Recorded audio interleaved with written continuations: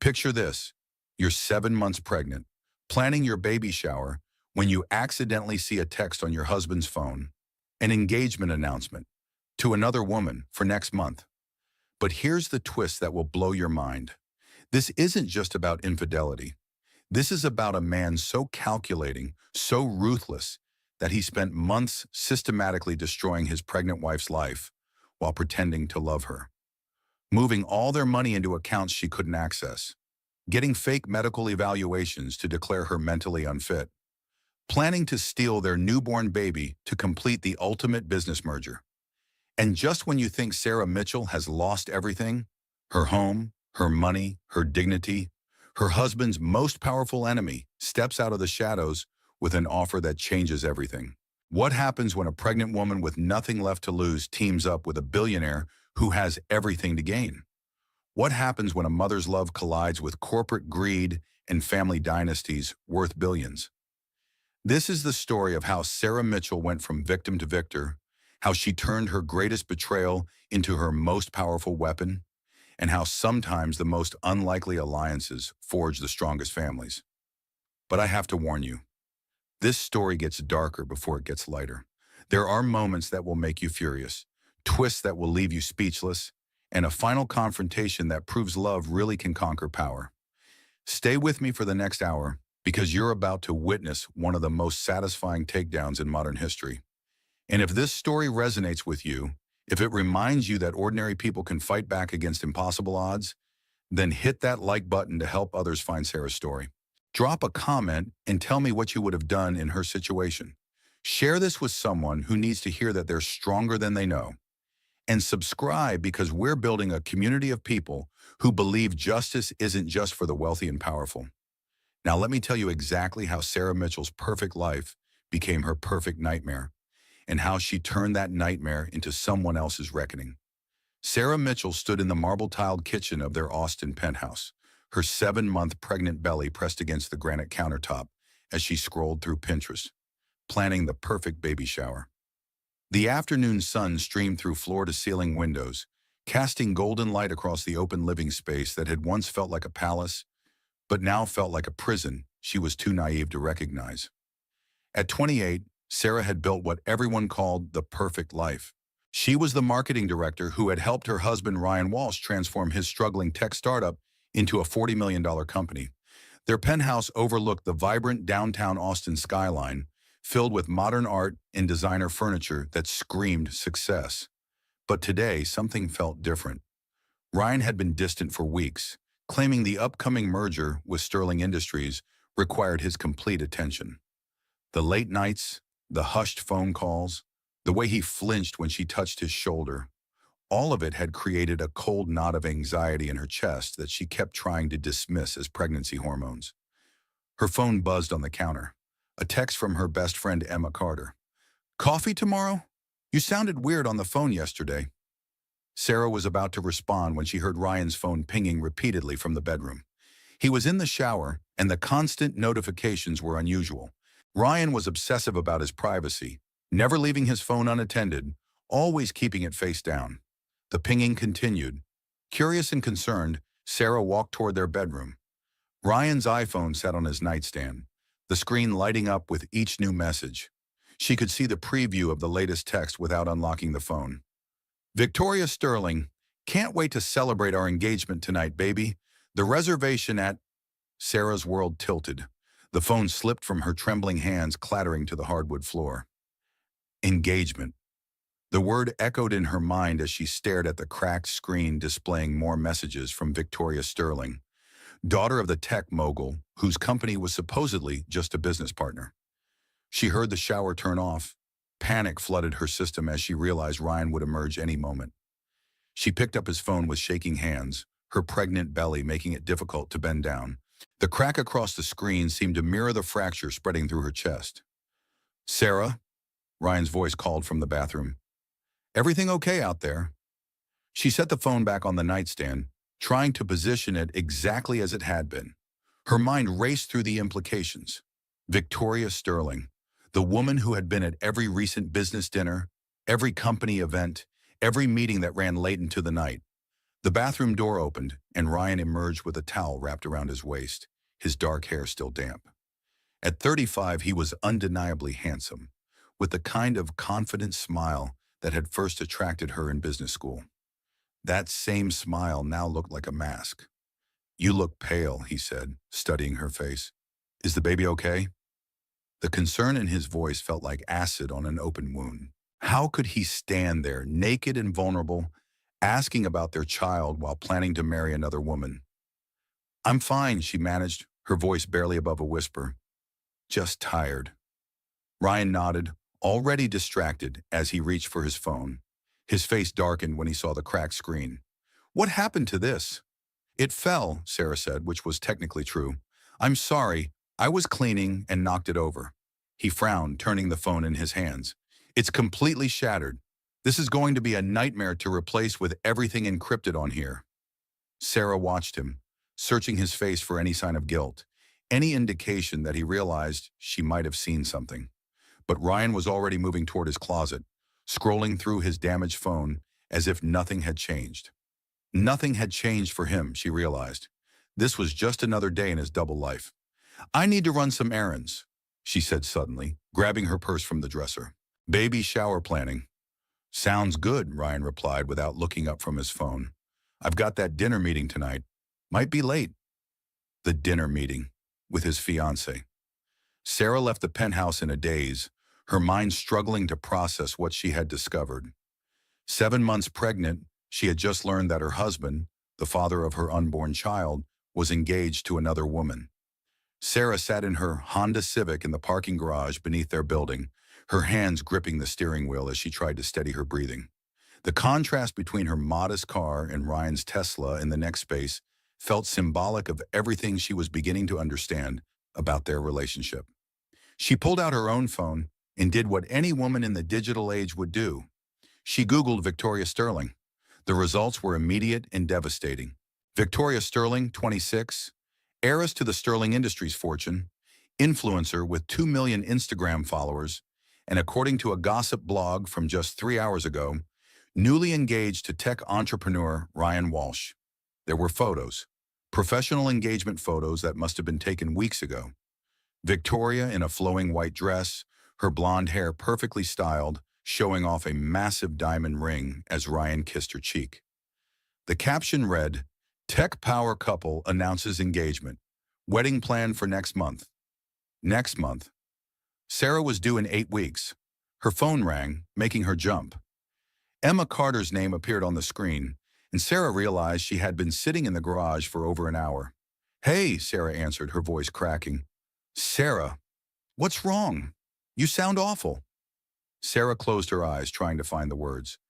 "Emma, I need to ask you something, and I need you to be completely honest with me, as my friend and as a lawyer." Emma Carter had been Sarah's roommate in college and was now one of Austin's most successful divorce attorneys. She had built her practice representing women who discovered their husbands' betrayals, and she had a reputation for being both compassionate and ruthless. "Of course. What's going on?" If a man is married and gets engaged to someone else while his wife is pregnant, what are the wife's legal options? The silence on the other end of the phone stretched for several seconds. When Emma spoke again, her voice had shifted into professional mode. "Sarah, where are you right now?" "In my car, in the garage of our building." "Don't go back upstairs. Meet me at my office. Now." "Emma, I just need to know." "Sarah, listen to me very carefully.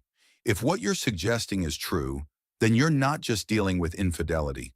You're dealing with fraud, potentially bigamy, and a man who is capable of destroying your life and your child's future. Do not confront him alone. Come to my office immediately." Sarah had known Emma for 10 years, and she had never heard her friend sound so serious, so urgent. "Okay," Sarah whispered. "I'm coming." The drive to Emma's downtown law office passed in a blur. Sarah's mind kept returning to moments from the past few months that suddenly made horrifying sense. Ryan's insistence that she not attend certain business events. His suggestion that she take extended maternity leave before the baby was even born. The way he had become increasingly controlling about their finances, claiming it was for better organization. Emma's office occupied the 20th floor of a glass tower, with floor-to-ceiling windows that offered a panoramic view of Lady Bird Lake. Emma Carter was a striking woman with auburn hair and sharp green eyes that missed nothing. She had built her reputation by being prepared for anything. But when Sarah walked into her office, Emma's usually composed expression cracked with concern. "Show me what you found," Emma said without preamble. Sarah handed over her phone with the engagement announcement still open. Emma studied the screen, her jaw tightening with each detail she absorbed. "When was this published?" "3 hours ago. But look at the photos, Emma. They're professional shots. This has been planned for weeks, maybe months." Emma set the phone down and walked to her window, staring out at the city below. "Sarah, I need you to think very carefully about the past few months. Has Ryan made any significant changes to your financial arrangements? Joint accounts, insurance policies, anything like that?" Sarah thought back, her stomach sinking as she remembered. "About 2 months ago, he said we needed to restructure our accounts for tax purposes. He moved everything into corporate accounts and trusts. He said it was to protect us if the company got sued." "And you signed the papers?" "Yes. He said it was just paperwork, that nothing would really change." Emma turned back to face her, and Sarah could see the anger building in her friend's eyes. "Sarah, I think he's been planning this for months. If he's moved all your assets into corporate entities that he controls, and if he's planning to marry Victoria Sterling next month, then he's not just leaving you. He's been systematically stripping away your legal protections." The room seemed to spin around Sarah. "What does that mean?" "It means he's not just having an affair. He's been executing a plan to divorce you, take control of all your shared assets, and leave you with nothing. The timing isn't coincidental, Sarah. He's trying to complete this before the baby is born, probably to limit his child support obligations and parental responsibilities." Sarah sank into the leather chair across from Emma's desk, her hand instinctively moving to her belly. The baby kicked, as if sensing her distress. "But we built that company together," Sarah said. "I was the one who created the marketing strategy that got us our first major clients. I worked 60-hour weeks while he focused on the technology." "I know," Emma said gently, "but if the legal documents say he owns everything, then your contributions won't matter unless we can prove fraud or duress. Sarah, I need to ask you this directly. Do you think Ryan would try to take the baby?" The question hit Sarah like a physical blow. "I don't know. I don't know who he is anymore." Emma walked around her desk and knelt beside Sarah's chair, taking her hands. "Here's what we're going to do. We're going to gather evidence, we're going to protect your rights, and we're going to make sure that baby is safe. But first, you need to go home and act normal. Don't let him know that you know anything. Can you do that?" Sarah nodded, though she wasn't sure she could pull off such a performance. "And Sarah, this is going to get ugly before it gets better. Ryan Walsh is about to discover that he picked the wrong woman to betray." Sarah returned to the penthouse as the sun was setting, painting the Austin skyline in shades of orange and pink that she normally would have found beautiful. Tonight, the colors looked ominous, like a warning of the storm about to break. Ryan was in his study, door closed, his voice audible through the walls as he spoke on the phone. Sarah caught fragments of the conversation. "Tomorrow's announcement, make sure the timing is perfect. She doesn't suspect anything." Each word was a knife in her chest, but Emma's advice echoed in her mind. Gather evidence, stay calm, protect yourself and the baby. Sarah walked quietly to their bedroom and began going through Ryan's things, looking for anything that might help her case. In his desk drawer, hidden beneath some old tech manuals, she found a folder marked Sterling Merger, Personal.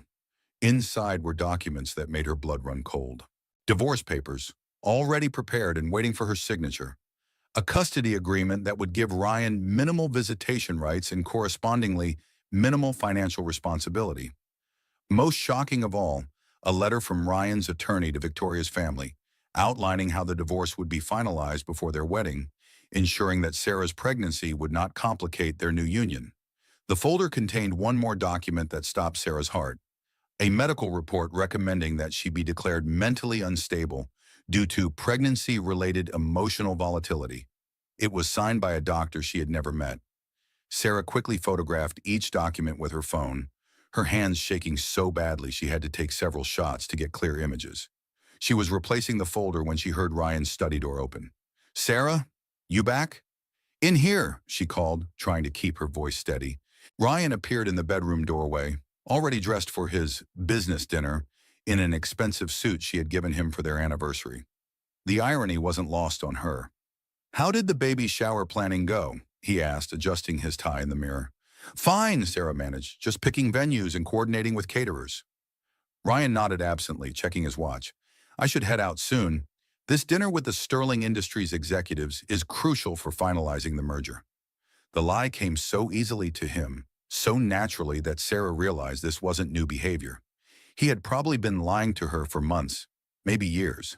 "Ryan," she said suddenly, the words leaving her mouth before she could stop them. "Do you love me?" He paused in adjusting his cufflinks, looking at her in the mirror with an expression she couldn't read. "Of course I do. Why would you ask that? I just, with the baby coming and everything changing, I want to make sure we're solid, that we're in this together." For a moment, something flickered across his face. Guilt, maybe, or perhaps just irritation at having to maintain the charade. "We're fine, Sarah. Everything is exactly as it should be." The words hung in the air between them, loaded with a meaning he didn't realize she understood. After Ryan left, Sarah sat on their bed, surrounded by the evidence of his betrayal, and allowed herself to cry for the first time since discovering the truth. But even as she grieved for the marriage she thought she had, another emotion was building inside her: determination. Her phone buzzed with a text from Emma. "How did it go? Did you find anything?" Sarah sent back the photos she had taken, along with a message. "Found everything. He's not just leaving me. He's trying to destroy me." Emma's response came immediately. "We stop him tomorrow. Get some sleep if you can. Trust me, Sarah. We've got this." Sure. But as Sarah lay in the bed she had shared with Ryan for 3 years, feeling their baby moving inside her, she wasn't sure anyone could stop what Ryan had put in motion. He had been planning this betrayal for months, using her trust and love against her while building a new life with another woman.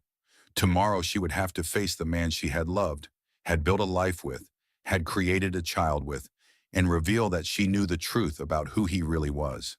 The thought terrified her, but beneath the fear was something else.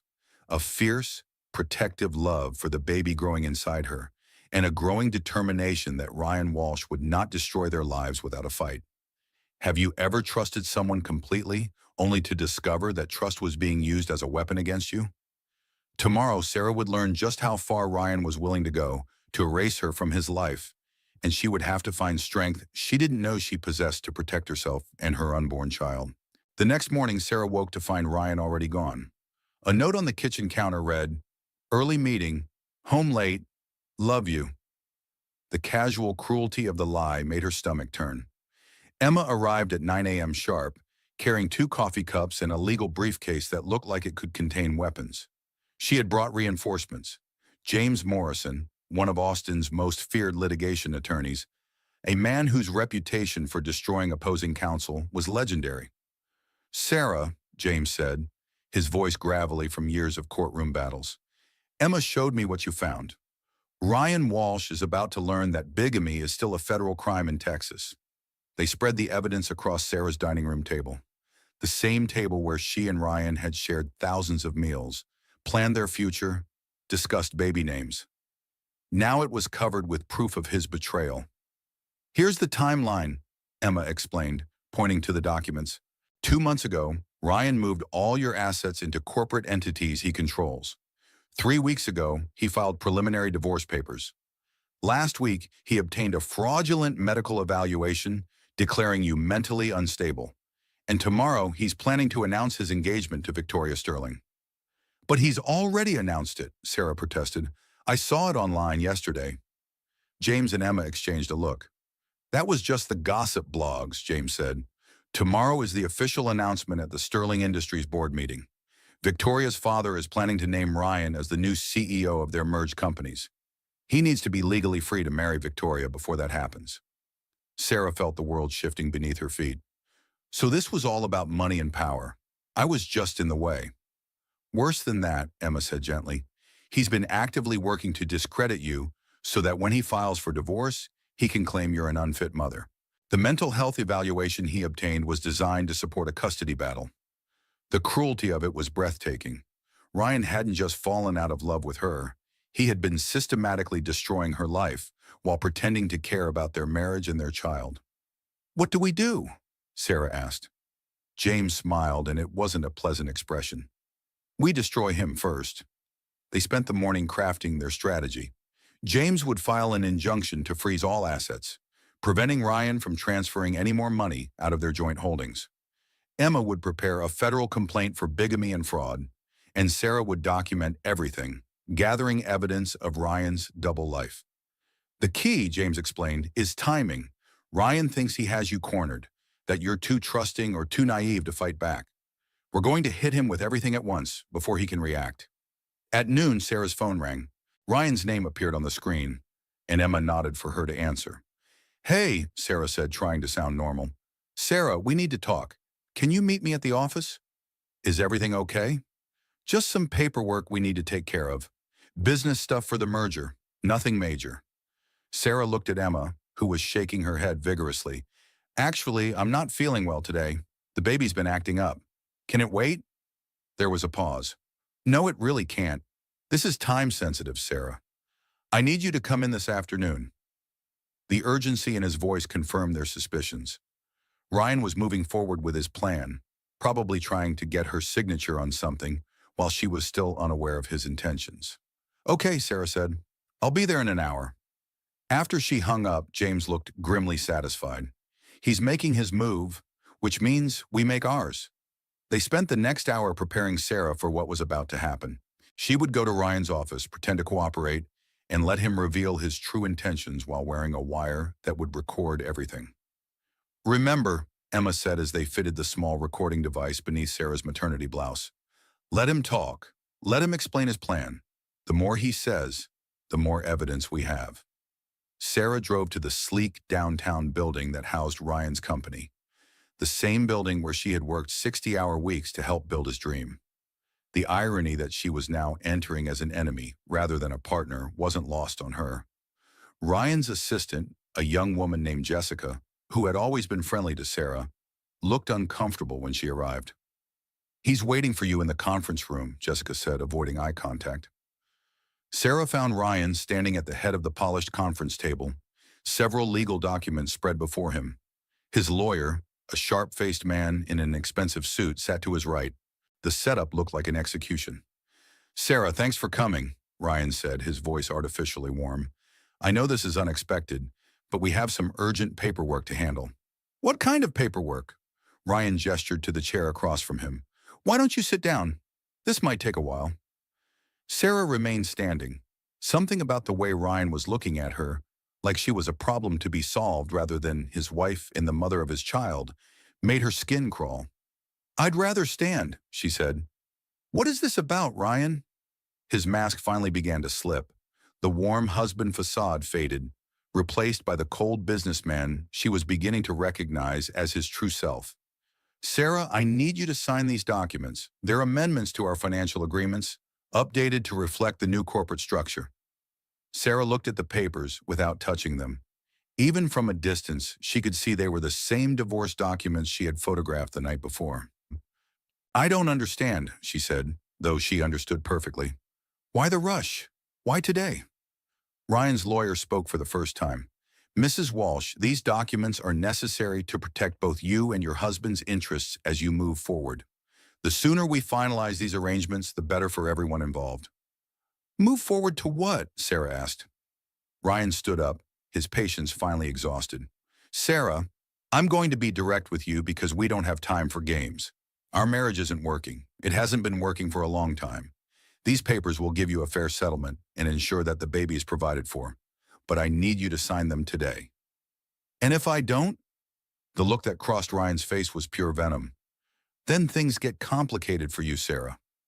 "Very complicated." It was the threat Emma had predicted, delivered exactly as James had said it would be.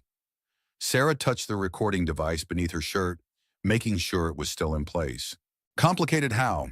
"Mental health evaluations, fitness hearings, custody battles that could last for years." Is that really what you want for our child? There it was, the threat to take her baby, delivered with the casual cruelty of a man who saw other people as obstacles to be removed. Sarah looked at the man she had loved, had trusted, had built a life with, and realized she was looking at a stranger. Worse than a stranger, an enemy who was prepared to destroy her and their child to get what he wanted.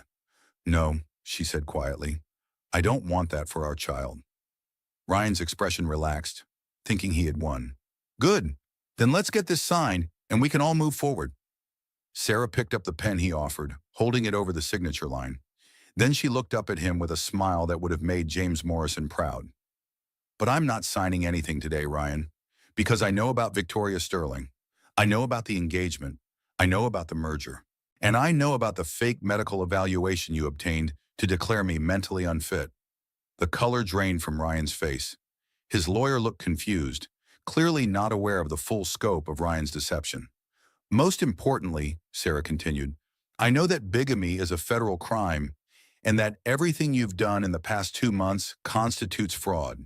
So here's what's going to happen instead. My attorneys are filing injunctions to freeze our assets, federal charges for bigamy and fraud, and a custody filing that will ensure you never get unsupervised access to our child. She set the pen down gently on the table. Oh, and Ryan, this entire conversation has been recorded. So if you're thinking about threatening me again, remember that everything you've said is now evidence. Ryan's lawyer was already reaching for his phone, probably calling his office for backup. But Ryan himself just stared at Sarah, his face cycling through shock, rage, and something that might have been respect. You think you've won, he said finally, but you have no idea what you're up against. The Sterling family has resources you can't imagine, Sarah. They'll destroy you. Maybe, Sarah said, walking toward the door, but they'll have to catch me first. As she left the conference room, Sarah felt something she hadn't experienced in months. Power. Ryan had spent so long treating her like a victim that he had forgotten she was also a fighter. The war was just beginning, but for the first time since discovering his betrayal, Sarah felt like she might actually win. Sarah's moment of triumph lasted exactly 18 hours. She woke the next morning to find her bank account frozen, her credit cards canceled, and an eviction notice taped to her apartment door. Ryan's retaliation had been swift and brutal. Emma arrived within the hour, her face grim. He's moved faster than we anticipated, she said, studying the legal documents. The asset freeze we filed should have prevented this, but he's claiming the penthouse and all associated accounts are corporate property, not marital assets. Can he do that? If the paperwork you signed 2 months ago was as comprehensive as I think it was, then yes, he can do exactly that. Sarah sank onto the couch, her hand resting on her belly. The baby was due in 6 weeks, and she was about to be homeless. How did I not see this coming? Because you trusted your husband, Emma said gently. That's not a character flaw, Sarah. That's what marriage is supposed to be built on. James Morrison arrived as they were discussing temporary housing options, and his expression was even grimmer than Emma's. We have a problem, he announced. Ryan's not just coming after you financially. He's filed for emergency custody of the unborn child, claiming you're a danger to yourself and the baby. Phew. Based on what? The fraudulent medical evaluation, plus a new affidavit claiming you've been unstable and threatening. Apparently, yesterday's confrontation in his office is being characterized as a mentally unstable woman making wild accusations. Sarah felt the walls closing in around her. Ryan had been 3 moves ahead from the beginning, and every step she took to fight back seemed to make things worse. There's something else, James continued. The judge who's hearing the emergency custody petition is Judge Margaret Hoffman. She's known for being conservative on family issues, and she has personal relationships with several members of the Sterling family. So we're fighting a rigged game, Sarah said. It gets worse, Emma added. I've been making calls about temporary housing, but Ryan's reached out to every landlord in the city. No one will rent to you. Your credit has been destroyed, and there are questions about your mental fitness. Sarah felt despair creeping in. Ryan had isolated her completely, cutting off every avenue of escape. She was 7 months pregnant, about to be homeless, facing a custody battle with no resources to fight back. That's when her phone rang. The number was unfamiliar, but something made her answer. Sarah Mitchell? The voice was deep, authoritative, with a slight accent she couldn't place. Yes? My name is Marcus Blackwood. I believe we need to talk. Sarah recognized the name immediately. Marcus Blackwood was a legend in the tech world, a self-made billionaire who had built his empire from nothing. He was also, according to industry gossip, Ryan's most formidable competitor and bitter enemy.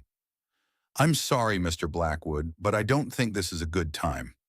Mrs. Mitchell, I'm calling because I know what Ryan Walsh has done to you, and I know what he's planning to do next. If you want to protect yourself and your child, you need to meet with me. Today. Emma was frantically shaking her head, but something in Blackwood's voice made Sarah pause. There was no manipulation in his tone, no hidden agenda that she could detect, just a straightforward offer. Why would you want to help me? Because Ryan Walsh stole proprietary technology from my company to build his empire, and because he's about to merge with Sterling Industries using stolen intellectual property. You're not just his wife, Mrs. Mitchell. You're a witness to his crimes and a threat to his plans. The pieces clicked into place. He stole from you? The algorithm that made Walsh Technologies profitable was developed by my team 3 years ago. Ryan accessed it through a security breach that we traced back to his company, but we could never prove his personal involvement. Until now. Sarah looked at Emma and James, both of whom were listening intently. What are you proposing? A mutually beneficial arrangement. I provide you with the resources to fight Ryan's custody battle and protect your child. In return, you provide testimony about his business practices and access to any evidence of his illegal activities. I'm not sure I have evidence of... Mrs. Mitchell, you worked side by side with Ryan for 3 years. You have access to his files, his communications, his business strategies. You know which clients were acquired through stolen technology, which contracts were signed using fraudulent information. You're sitting on evidence worth billions of dollars. Emma grabbed the phone from Sarah's hand. Mr. Blackwood, this is Emma Carter, Sarah's attorney. Any arrangement would need to be formalized through proper legal channels. Of course, Blackwood replied smoothly. I have a team of attorneys standing by, but time is critical. Ryan's emergency custody hearing is scheduled for tomorrow morning, and Sterling Industries is announcing the merger tomorrow afternoon. Once those dominoes fall, Sarah's options become very limited. Emma muted the phone and turned to Sarah. This is dangerous. We don't know his real motivations, and getting involved in a corporate war between billionaires could make things worse for you. Could they get worse? Sarah asked. I'm about to be homeless and lose my baby to a man who's planning to marry someone else next month. James Morrison had been quiet during the conversation, but now he spoke up. Actually, this could work in our favor. If Blackwood has evidence of Ryan's technology theft, and if Sarah can provide corroborating testimony, then we're not just fighting a custody battle. We're fighting criminal charges for corporate espionage. Emma unmuted the phone. Mr. Blackwood, if we agree to meet, it's just a conversation. No commitments until we understand the full scope of what you're proposing. Understood. I can have a car pick up Mrs. Mitchell in 30 minutes. My office is secure, private, and protected. Given Ryan's resources and connections, that may be important. Sarah thought about the eviction notice, the frozen accounts, the custody hearing tomorrow that she had no resources to fight. Then she thought about the baby growing inside her, the child who deserved better than a father who saw people as assets to be acquired or obstacles to be eliminated. Okay, she said, 30 minutes. After hanging up, Emma grabbed Sarah's shoulders. Are you sure about this? Once you get involved with Marcus Blackwood, there's no going back. This becomes war. Sarah thought about Ryan's cold smile as he threatened to take her baby, about the casual cruelty with which he had dismantled her life while pretending to love her. Emma, she said quietly, it was already war. I just didn't know I was fighting. 30 minutes later, Sarah sat in the back of a black Mercedes, watching Austin disappear behind her as they drove toward whatever came next. She was 7 months pregnant, nearly homeless, and about to make an alliance with a man she had never met to fight the person she had once loved most in the world. But for the first time in days, she felt something other than fear. She felt the possibility of hope and the promise of justice. Sometimes the most unexpected alliances are forged in the darkest moments, when you have nothing left to lose and everything to fight for. Marcus Blackwood's office occupied the top 3 floors of the tallest building in downtown Austin, with floor-to-ceiling windows that offered a commanding view of the city. When Sarah entered the main conference room, she understood immediately why Ryan considered this man his greatest threat. Blackwood was 40 years old, tall and imposing, with dark hair touched with silver at the temples and eyes that seemed to catalog every detail. But it wasn't his physical presence that was intimidating. It was the quiet intensity that radiated from him, the sense that he was always 3 moves ahead of everyone else in the room. "Mrs. Mitchell," he said, rising from behind a massive desk that looked like it had been carved from a single piece of black granite. "Thank you for coming. I know this must be difficult." Sarah had expected a corporate shark, someone who would try to manipulate her emotions or overwhelm her with legal complexity. Instead, Blackwood's manner was straightforward, almost gentle. "I'll be direct," he continued, gesturing for her to sit in one of the leather chairs facing his desk. "Ryan Walsh has been stealing from my company for 3 years. He's built his entire empire on technology that belongs to me, and he's about to complete the ultimate theft by merging with Sterling Industries using assets that aren't his." He opened a thick folder and spread documents across the desk between them. "This is evidence of the theft. Security logs showing unauthorized access to our servers, code comparisons proving the algorithms are identical, and communications between Ryan and several former employees who sold proprietary information." Sarah studied the documents, recognizing some of the dates and project names from her time working at Walsh Technologies. "I remember these projects," she said slowly. "Ryan always claimed he developed the algorithms himself." "He's a gifted liar," Blackwood replied.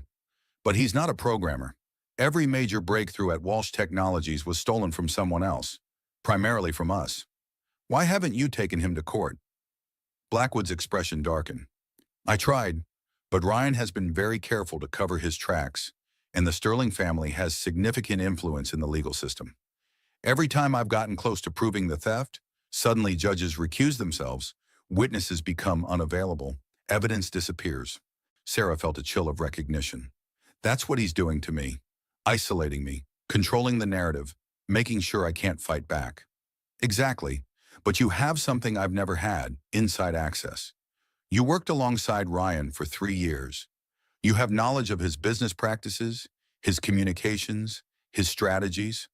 Most importantly, you have legitimate legal standing as his wife and the mother of his child." Emma Carter had insisted on attending the meeting, and now she spoke up from her seat beside Sarah. "What exactly are you proposing, Mr. Blackwood?" "I'm proposing an alliance. I provide Sarah with the resources she needs to fight Ryan's custody battle and protect her child.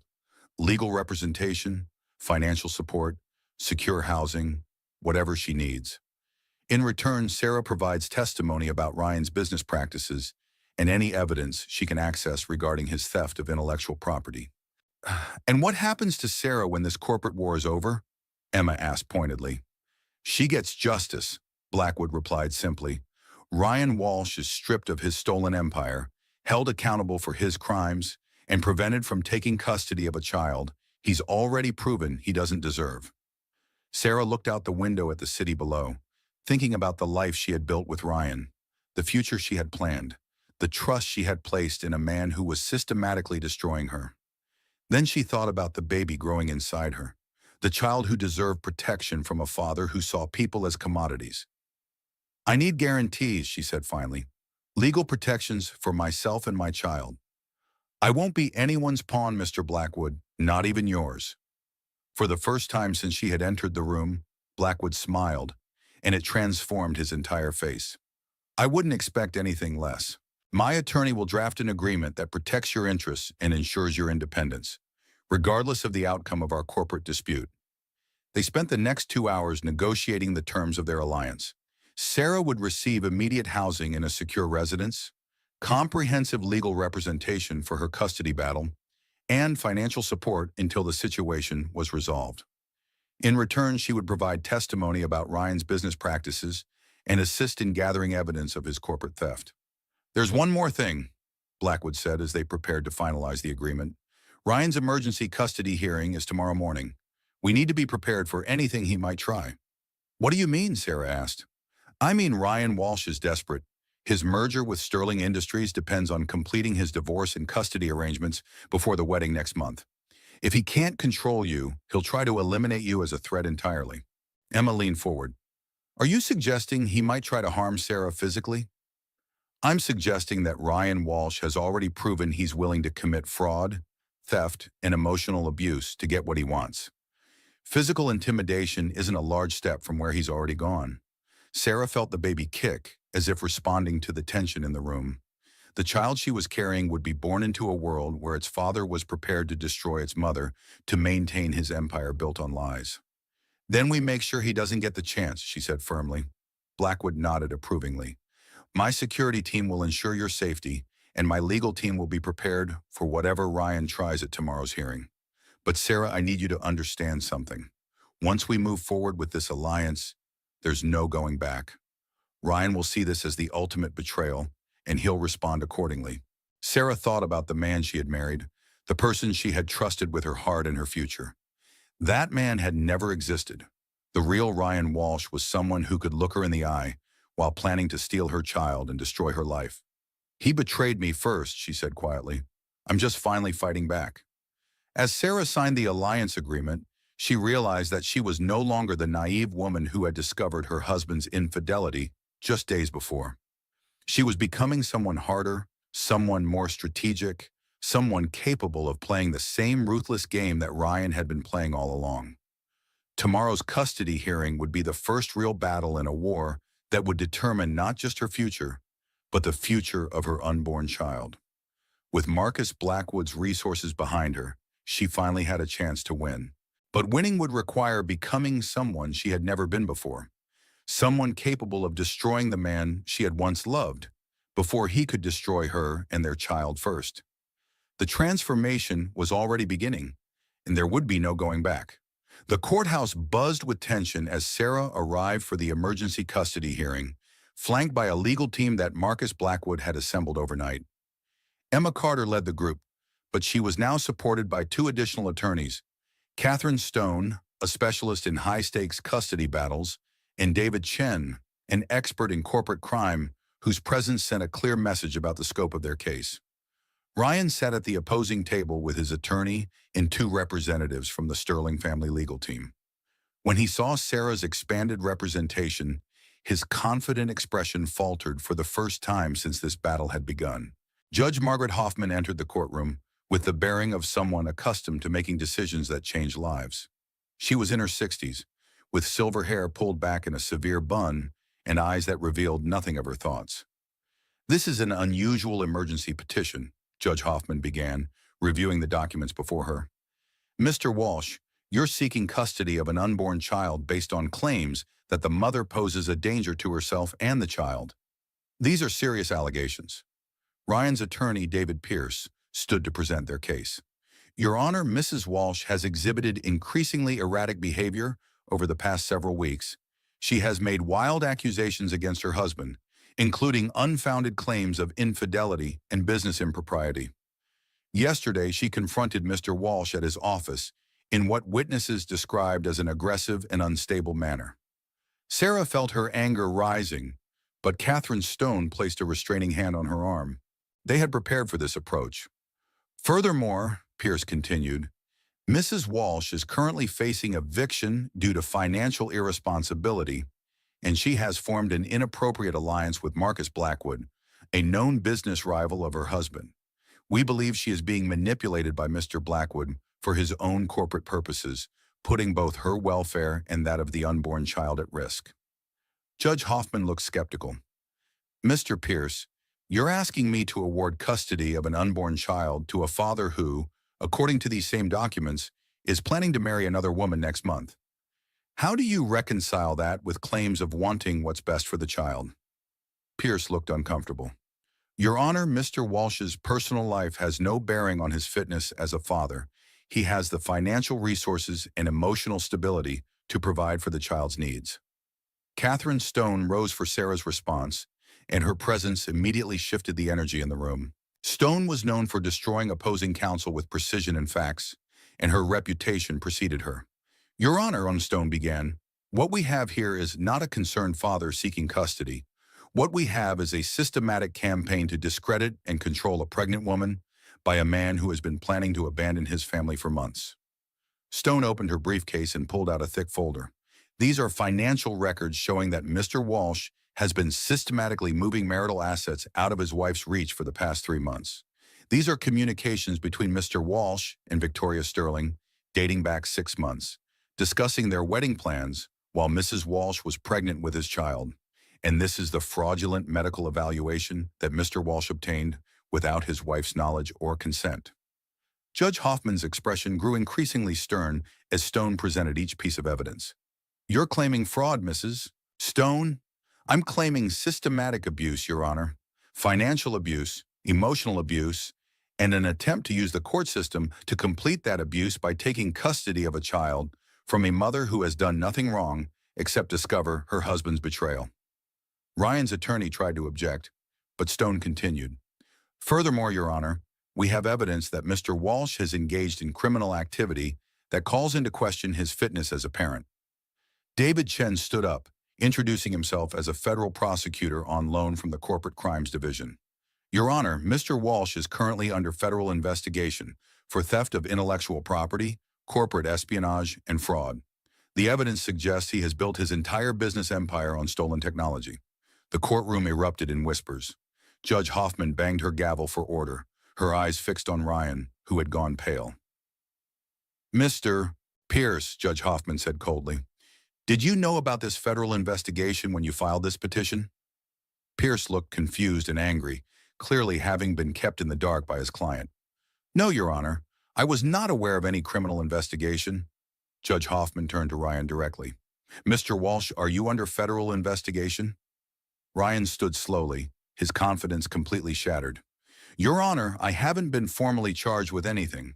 These are just allegations from a business competitor who is using my wife to attack me. Your Honor, Catherine Stone interjected, if I may, we have additional evidence that directly contradicts Mr. Walsh's claims about his wife's mental state. Stone played a recording that filled the courtroom with Ryan's voice from their confrontation 2 days before. Mental health evaluations, fitness hearings, custody battles that could last for years. Is that really what you want for our child?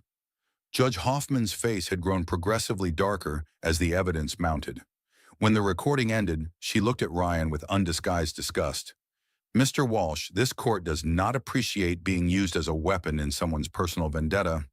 The evidence presented today suggests that you have engaged in systematic abuse of your pregnant wife, fraudulent financial manipulation, and potentially serious criminal activity. She turned to Pierce. Mr. Pierce, I suggest you seriously reconsider your representation of this client. As for this emergency petition, it is not only denied, it is dismissed with prejudice. Furthermore, I am issuing a restraining order preventing Mr. Walsh from approaching Mrs. Walsh or making any decisions regarding the unborn child without court approval. Ryan jumped to his feet. Your Honor, you don't understand what you're doing. This woman is being manipulated by my business enemies. She's not mentally capable of making decisions about our child. Mr. Walsh, Judge Hoffman said with icy authority, sit down and be quiet, or I will hold you in contempt of court. But Ryan was beyond controlling himself. Months of careful planning were crumbling before his eyes, and his desperation was showing. This is all lies. She's just a bitter woman who can't accept that our marriage is over. I built everything we have, and she's trying to destroy it out of spite. Judge Hoffman stood up. Mr. Walsh, you are now in contempt of court. Bailiff, please escort Mr. Walsh to a holding cell until he can control himself. As the bailiff approached, Ryan turned to Sarah with pure hatred in his eyes. You think you've won? You have no idea what you've just started. The Sterling family has resources you can't imagine. They'll destroy you and take that baby, and there won't be anything you can do to stop them. Security dragged Ryan from the courtroom as he continued shouting threats. The judge shook her head in disgust before addressing Sarah directly. Mrs. Walsh, I'm granting you full temporary custody of your unborn child, and I'm extending the restraining order to include any representatives of the Sterling family. Furthermore, I'm referring this case to the district attorney's office for investigation of perjury and fraud. As they left the courthouse, Sarah felt a mixture of relief and terror. They had won the battle, but Ryan's threats echoed in her mind. The Sterling family's resources were indeed vast, and their reach extended far beyond Austin. "What happens now?" Sarah asked Catherine Stone as they stood on the courthouse steps. "Now we prepare for war," Stone replied grimly, "because Ryan Walsh was right about one thing. This is just the beginning." Marcus Blackwood was waiting by a black SUV, his expression unreadable. When Sarah approached, he looked at her with something that might have been respect. "Congratulations," he said simply. "You've just declared war on one of the most powerful families in Texas. I hope you're ready for what comes next." Sarah looked back at the courthouse where she had just destroyed the man she once loved, then forward at the uncertain future that awaited her and her unborn child. "I'm ready," she said, and for the first time, she truly meant it. Sarah's victory at the courthouse lasted exactly 48 hours. She woke up in the secure apartment Marcus Blackwood had provided to find Emma Carter on her doorstep, her face pale with worry. "We have a problem," Emma said without preamble. "A big one." Inside the apartment, Emma spread newspapers across the coffee table. The headlines were devastating. "Tech heiress claims pregnant woman threatened her life." "Blackwood uses mentally ill woman in corporate vendetta." "Custody battle reveals disturbing alliance." The stories painted Sarah as an unstable woman being manipulated by Marcus Blackwood to attack an innocent businessman and his fiancée. Victoria Sterling had given interviews portraying herself as the victim of Sarah's jealous rage, complete with tearful photos and claims that Sarah had made threatening phone calls. "None of this is true," Sarah said, staring at a photo of Victoria looking terrified and vulnerable. "Of course it's not true," Emma replied. "But the Sterling family owns 3 major media outlets in Texas, and they have relationships with journalists across the country. Truth isn't the point. Narrative control is the point." Sarah's phone began ringing constantly. Reporters, bloggers, even random strangers who had gotten her number somehow. She turned it off, but the damage was already spreading across social media. "It gets worse," Emma continued. "Judge Hoffman has been recused from your case. Apparently someone raised questions about her impartiality given her relationship with Marcus Blackwood's family." "What relationship?" "Blackwood's company donated money to renovate her daughter's school library 5 years ago. It's completely innocent, but the Sterling legal team made it look like corruption." Sarah felt the walls closing in again. Every victory was being systematically dismantled by people with more resources and fewer scruples than she had imagined possible. Marcus Blackwood arrived as Emma was explaining the media strategy being used against them. His usual calm demeanor showed cracks of anger as he reviewed the newspaper headlines. "They're not just attacking you," he told Sarah. "They're attacking me through you, trying to make it look like I'm manipulating a vulnerable pregnant woman for business purposes." "Aren't you?" Sarah asked quietly. Blackwood looked at her for a long moment. "Originally, yes. That was part of my motivation, but not anymore." "Why not?" "Because I've watched you fight for the past week, and I've seen what Ryan Walsh is capable of. This isn't about corporate espionage anymore, Sarah. This is about protecting you and your child from people who see you as expendable." Emma's phone rang, and her expression grew even more worried as she answered. "Yes, I understand. When?" "No, we'll be there." She hung up and turned to Sarah with grim news. "The new judge assigned to your case is Harrison Sterling, Victoria's uncle. He's calling an emergency hearing this afternoon to review the custody arrangements." Sarah felt the last of her hope draining away. So it's over. They've rigged the system completely. "Not yet," Blackwood said, his voice hard with determination. "But we need to change our strategy. Fighting them in court isn't going to work when they control the courts." "What are you suggesting?" "I'm suggesting we take this fight public. The Sterling family's power depends on their reputation. If we can expose what they're really doing, show the world how they're manipulating the legal system to steal a child from its mother, we can turn public opinion against them." Emma looked skeptical. "They control the media narrative. How do we fight that?" "Social media," Sarah said suddenly, the idea forming as she spoke. "They can control newspapers and television, but they can't control what real people share online. We tell my story directly, with evidence, and let people decide for themselves." Blackwood nodded approvingly. "That could work, but it's risky. Once you go public with this, you become a target for everyone. There's no going back to a private life." Sarah thought about the baby growing inside her, now just weeks from birth. This child would be born into a world where its father was willing to destroy its mother, where powerful families could manipulate the legal system, where money could buy any narrative they wanted. I'm already a target, she said. At least this way, I'm fighting back. They spent the afternoon preparing for the emergency hearing while simultaneously launching their media counteroffensive. Sarah recorded a video explaining her situation, backed up with documents and recordings that proved Ryan's systematic abuse and the Sterling family's manipulation of the legal system.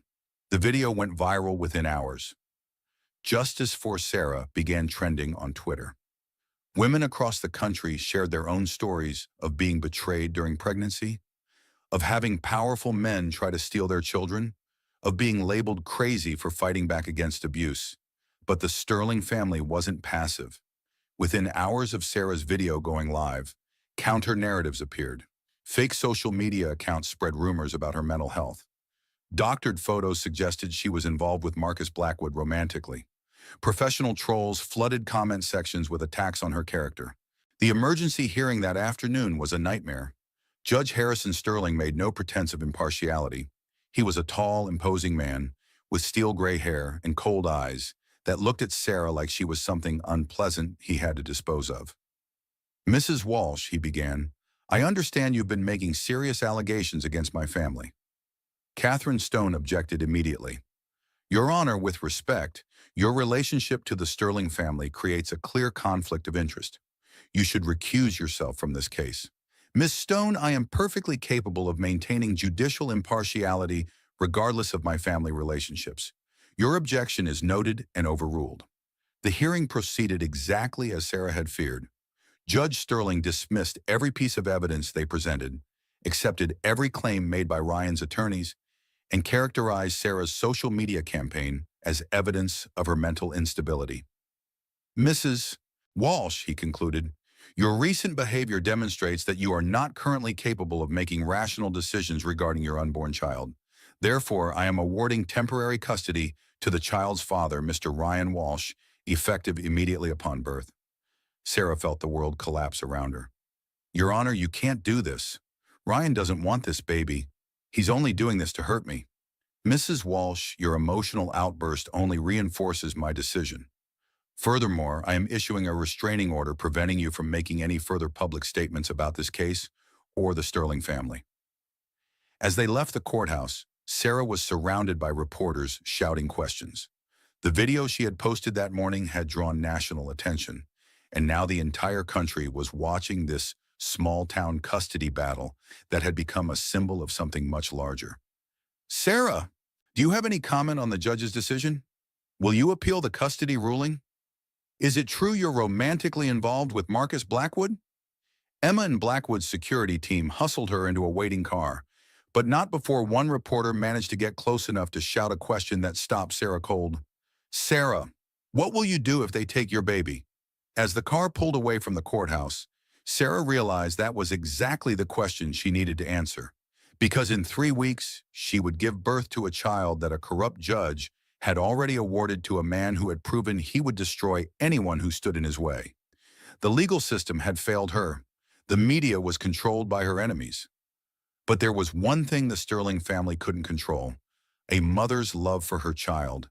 And Sarah was beginning to understand that love might require her to do things she had never imagined herself capable of. 3 weeks later, Sarah went into labor at 2 in the morning.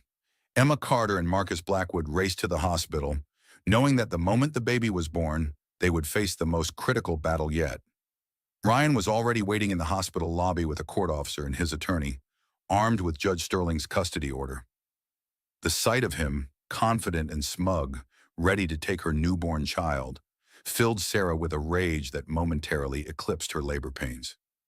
"He can't be here," Sarah told the doctor between contractions. "There's a restraining order." "Ma'am, I have paperwork saying he has custody rights to this child," the court officer explained apologetically. "I'm sorry, but once the baby is born, I have to enforce the judge's order." Emma pulled the doctor aside for a heated conversation, while Marcus made phone calls to every judge and attorney he could reach. But it was 2 a.m. on a Tuesday night, and the Sterling family had planned this timing perfectly. Sarah's labor progressed rapidly. At 4:17 a.m., her son was born. 7 pounds, 3 ounces, with dark hair and his mother's determined expression. For exactly 10 minutes, Sarah held him, memorizing every detail of his face while Emma and Marcus stood guard outside her room. Then Ryan walked in with the court officer. "I'm sorry, Mrs. Walsh," the officer said, clearly uncomfortable with the situation. "I have to follow the court order." Sarah looked at her son, then at Ryan, who was watching the scene with cold satisfaction. This was his ultimate revenge, taking from her the one thing she loved more than her own life. "Ryan," she said quietly, "please don't do this. You don't want him. This is just about hurting me." "You're wrong, Sarah," Ryan replied, his voice eerily calm. "I do want him. He's my son, my legacy. I'm going to raise him properly, away from your instability and your inappropriate relationships." The court officer reached for the baby, and Sarah felt something inside her break. But instead of despair, what emerged was a cold, calculating fury that surprised even her. "Wait," she said, her voice steady despite the tears streaming down her face. "I want to say goodbye to my son properly." She kissed the baby's forehead, whispering words only he could hear. "Remember that your mother loves you more than anything in the world. And remember that sometimes the people who are supposed to protect you are the ones you need protection from." Then she looked directly at Ryan and spoke clearly enough for everyone in the room to hear. "I want everyone to witness this moment. Ryan Walsh is taking a 3-hour-old baby from his mother, not because he loves this child, but because he wants to hurt me. I want that recorded." The court officer looked uncomfortable. "Ma'am, I'm just following orders." "I know," Sarah said, "but I want it clear that this is not about the baby's welfare. This is about a man who built his empire on stolen technology, who abandoned his pregnant wife for a business merger, and who is now stealing her child to complete his revenge." Ryan's face darkened. "Sarah, you're being emotional and irrational. Our son will be better off without your influence." "Our son will know the truth," Sarah said firmly. "He'll know what kind of man his father really is." As the court officer prepared to take the baby, Marcus Blackwood burst into the room with Emma Carter and a woman Sarah didn't recognize. "Stop," Marcus commanded with such authority that everyone froze. "Officer, that court order is no longer valid." He handed a thick document to the bewildered court officer. "This is an emergency injunction from the federal district court, signed 20 minutes ago. Mr. Walsh is now under federal indictment for corporate espionage, fraud, and racketeering. His custody order is suspended pending resolution of the criminal charges." The unknown woman stepped forward, revealing an FBI badge. "Mr. Walsh, you're under arrest for theft of intellectual property, wire fraud, and conspiracy to commit racketeering." Ryan's face went through a series of expressions: shock, rage, and finally the cold calculation of a man trying to find an escape route. "This is harassment," he said, but his voice lacked conviction. "Marcus Blackwood is using federal resources to pursue a personal vendetta." "Mr. Walsh," the FBI agent replied, "we've been building this case for 2 years. Mrs. Walsh's testimony and evidence simply provided the final pieces we needed to secure indictments." As FBI agents placed Ryan in handcuffs, he looked at Sarah with pure venom. "You think you've won? The Sterling family will destroy you. They have resources and connections you can't imagine. You'll never be safe, and neither will he." Sarah held her son closer, feeling his tiny heart beat against her chest. "Maybe not," she said quietly, "but at least he'll grow up knowing the difference between right and wrong."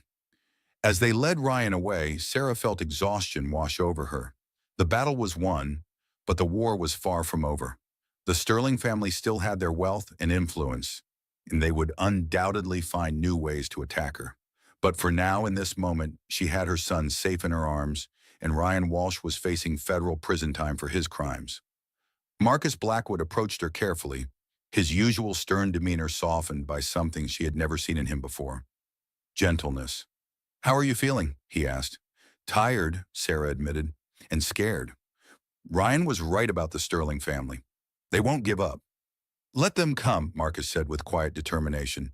"We've beaten them once. We can beat them again." Emma Carter sat down beside Sarah's bed, looking at the baby with wonder. "So what's his name?" Sarah looked down at her son, thinking about the battle they had just won and the battles that lay ahead. This child would grow up knowing that his mother had fought for him, that she had refused to be intimidated by wealth and power and corruption. "Connor," she said. "Connor Blackwood Mitchell." Marcus's eyes widened in surprise. "Blackwood? You fought for him when his own father tried to steal him," Sarah explained. "You earned the right to be part of his name." As the sun rose over Austin, Sarah held her son and looked toward a future that was uncertain but no longer hopeless. She had started this journey as a naive woman who trusted too easily.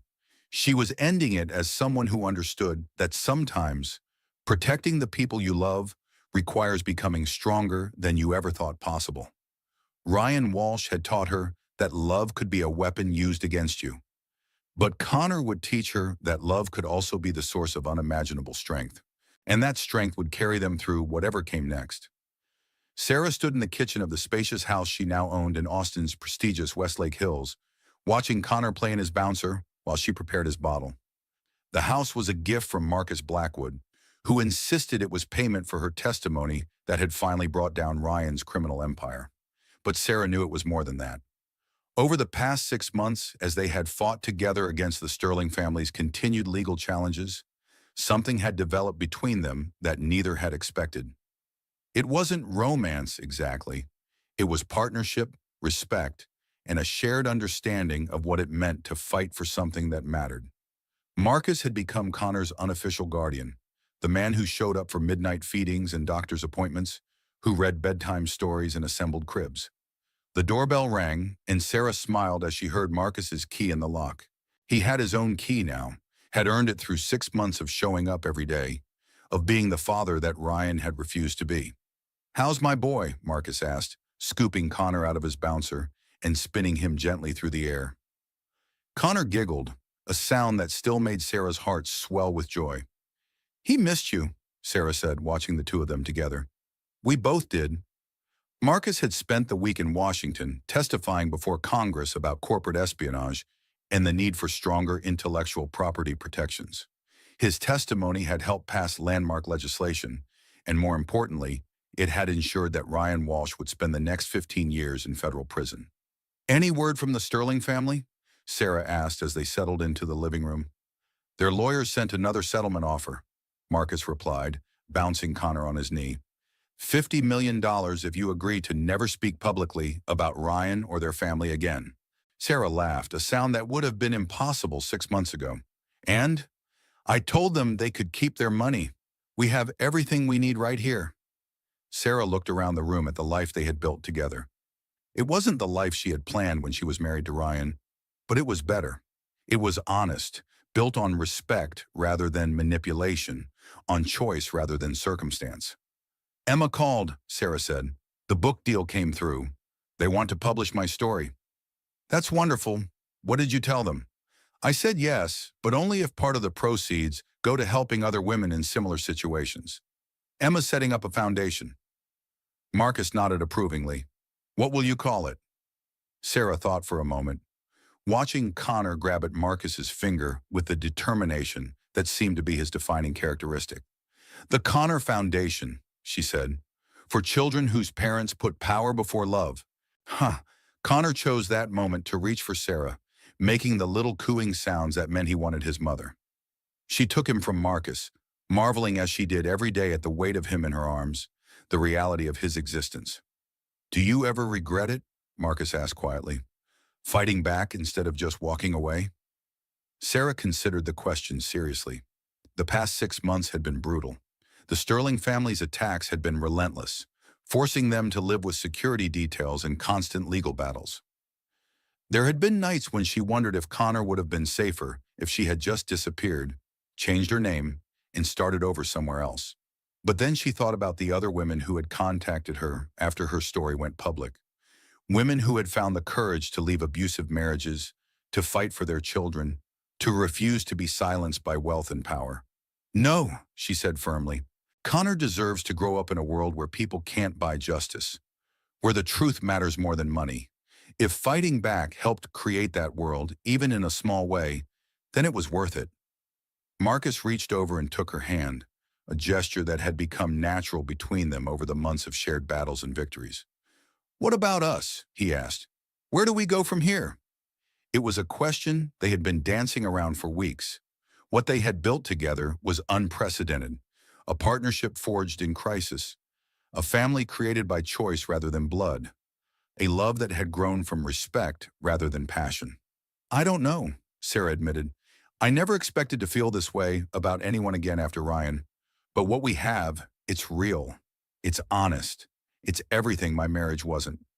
But, Marcus prompted, hearing the hesitation in her voice, but I need to know that you're here because you want to be, not because you feel obligated to protect us. Marcus was quiet for a long moment, watching Connor play with the stuffed elephant that had become his favorite toy. Sarah, he said finally, I've spent my entire adult life building a business empire. I've acquired companies, defeated competitors, accumulated wealth and power. But I've never built a family. I've never had someone look at me the way Connor does when I come home. I've never had a partner who fights beside me instead of using me. He looked at her directly, his eyes holding hers. I'm not here out of obligation. I'm here because this is the first place that's ever felt like home. Connor babbled happily, as if agreeing with the sentiment. Sarah felt tears prick her eyes, but they were tears of joy rather than sorrow. Then we figure it out as we go, she said. All three of us together. Outside, the Austin sunset painted the sky in shades of gold and crimson, and Sarah realized that this was what happiness looked like. Not the perfect life she had tried to build with Ryan, but the honest life she had fought to create for her son. Connor would grow up knowing that his mother had refused to be a victim, that love could be a source of strength rather than vulnerability, and that sometimes the best families are the ones you choose rather than the ones you're born into. Ryan Walsh had tried to destroy her, but instead he had forged her into someone stronger than she had ever imagined she could be. And in trying to steal her child, he had given her something he would never understand: the unbreakable bond between a mother and her son, and the fierce love that would protect that bond against any threat. As the three of them sat together in their living room, Connor's laughter filling the space around them, Sarah smiled and looked toward a future that was no longer defined by fear, but by the limitless possibilities that opened up when you refused to let anyone else write your story. Sometimes the greatest victories come not from getting the life you planned, but from building something better from the pieces of the life that was taken from you. And sometimes, the most unlikely alliances become the strongest families. Connor would know all of this as he grew up. He would know that his mother fought for him before he was even born, and that love, real love, always finds a way to win in the end.